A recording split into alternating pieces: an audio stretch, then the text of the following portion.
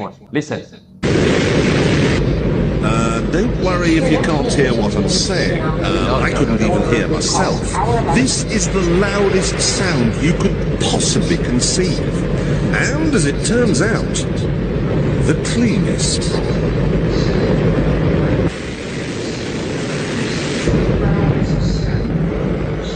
Now, the most amazing thing is that that cloud up there, which was generated by the engine, is just a mixture of hydrogen and oxygen. It's water vapor. And in about an hour's time, someone in Mississippi is going to get wet washing. It will actually rain. I told you! It's raining! That's unbelievable! Oh. NASA's playing God! It's making its own weather!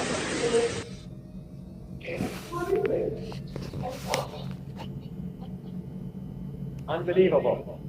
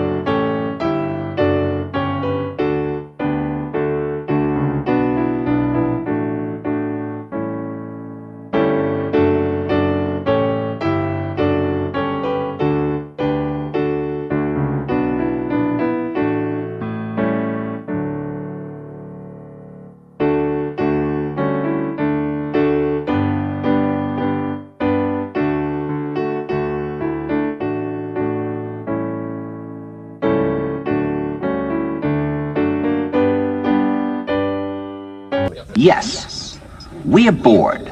We're all bored now. But has it ever occurred to you, Wally, that the process that creates this boredom that we see in the world now may very well be a self-perpetuating, unconscious form of brainwashing created by a world totalitarian government based on money, and that all of this is much more dangerous than one thinks, and it's not just a question of individual survival, Wally, but that somebody who's bored is asleep, and somebody who's asleep will not say no? See, I keep meeting these people. I mean, just a few days ago, I met this man whom I greatly admire. He's a Swedish physicist, Gustav Bjornstrand, and he told me that he no longer watches television, he doesn't read newspapers, and he doesn't read magazines. He's completely cut them out of his life because he really does feel that we're living in some kind of Orwellian nightmare now, and that everything that you hear now contributes to turning you into a robot. And then he went into his pocket and he took out a seed for a tree, and he said, "This is a pine tree." He put it in my hand and he said, "Escape before it's too late."